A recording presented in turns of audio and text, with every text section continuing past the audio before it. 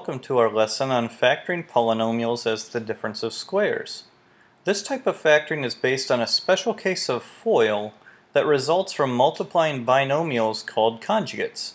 First, we're going to look at identifying and multiplying conjugates to see a pattern. Then we'll use that pattern to factor polynomials that are the difference of squares. To see the pattern we need to use, let's first look at the pairs of binomials called conjugates. You'll notice that we're trying to multiply two binomials here, but these binomials are very similar. In fact, the only difference is the sign in the second term. A pair of conjugates is any pair of binomials that share the same terms but have a different sign for the second term. So what's so special about conjugates? Let's FOIL and find out. To begin, we multiply the first terms of the binomials, which are both 7x. 7x times 7x equals 49x squared. Next, we multiply the outer terms, 7x and positive 8, which gives us a plus 56x. Then, we multiply the inner terms, negative 8 and 7x, to get negative 56x. And finally, we multiply the last terms, negative 8 and positive 8, to get a negative 64. Now we can see that, like we did with FOIL before, we have two terms that we need to combine. But in this case, they are opposites, positive 56 and negative 56. And when you combine opposites, you get 0. So our final answer is 49x squared minus 64. Notice that our simplified answer only has two terms instead of three that we usually get with FOIL. That's because we're dealing with conjugates. In fact, anytime you multiply conjugates, the outer and inner products will be opposites, so they'll cancel out to 0 like this one did. Let's see this one more time so we can try to find a pattern for factoring with the answers. Let's multiply the conjugates 4x minus 5 and 4x plus 5. Notice again they have the same terms except for the sign of the second term. The first terms are both 4x. 4x times 4x is 16x squared. The outer terms are 4x and positive 5. 4x times 5 is plus 20x. The inner terms, negative 5 and 4x, multiply together to get a minus 20x. And finally, the last terms are negative 5 and positive 5, which we multiply to get minus 25. Once again, we have two terms that we need to combine, but they are opposites, positive 20x and negative 20x, which combine to get 0.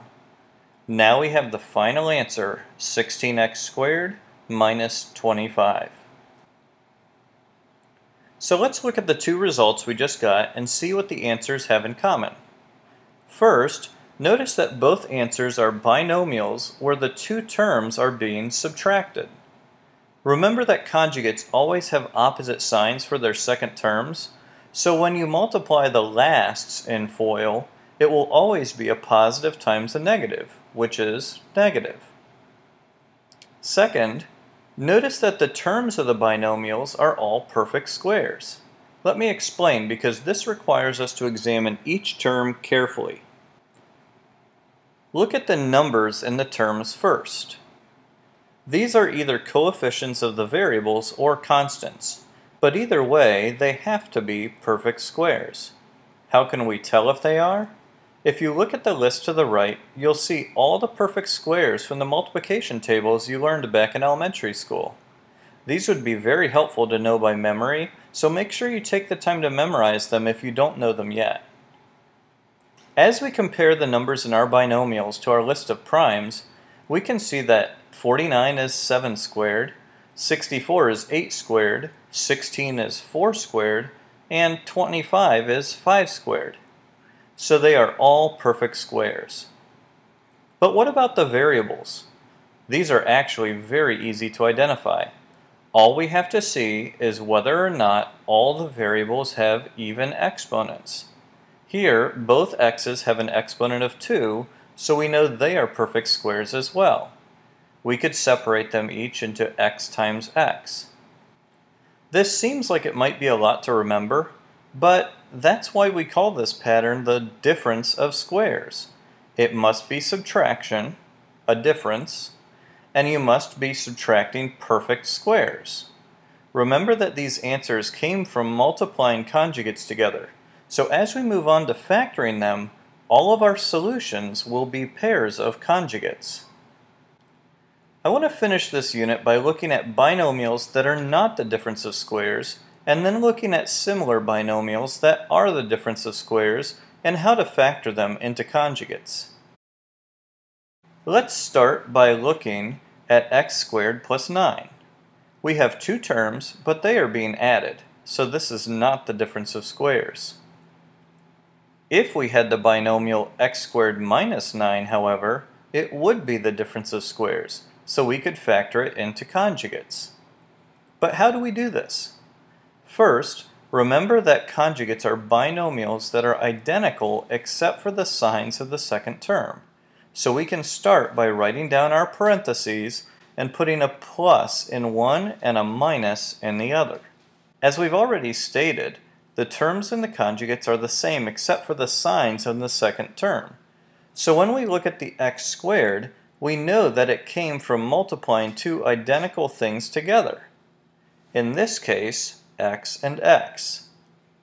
In order to find the identical numbers we have to multiply together to get 9, let's think about what we're really doing. We're saying, what number squared equals 9? If we recall our list of perfect squares, we can see that 9 is 3 squared. So, we need to put a 3 as the second term in each set of parentheses. Understand that really what we're doing with this is finding the square root of 9. And now we have our answer, x squared minus 9 equals x plus 3 times x minus 3. For a second example, consider the binomial 4x squared minus 5. While it is the difference of two terms, 5 is not a perfect square, so we can't factor this one.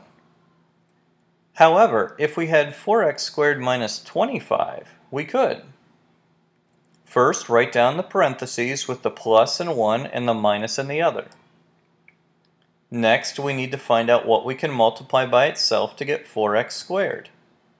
Notice that the square root of 4 is 2 because 4 is 2 squared. So if we put a 2 and 1x in each set of parentheses, we'll have identical terms that multiply to get 4x squared, 2x and 2x. For the last terms, we need to find the square root of 25, which is 5 because 5 squared is 25. Now we have our final answer, 4x squared minus 25 equals 2x plus 5 times 2x minus 5. The next example of a binomial that is not the difference of squares is 16x to the fourth minus 121y. We have subtraction, and we recognize that 16 and 121 are both perfect squares, but the y does not have an even power like the x does. Instead, if we had the binomial 16x to the fourth minus 121y squared, we could factor it. After we write down the parentheses with the signs, we need to find the square root of 16x to the fourth. The square root of 16 is 4, and we can split the x to the fourth up evenly into x squared and x squared. So, 4x squared is the first term of each conjugate. To finish factoring, we need to put the square root of 121, which is 11, with a y, so we have 11y as the second term of each conjugate.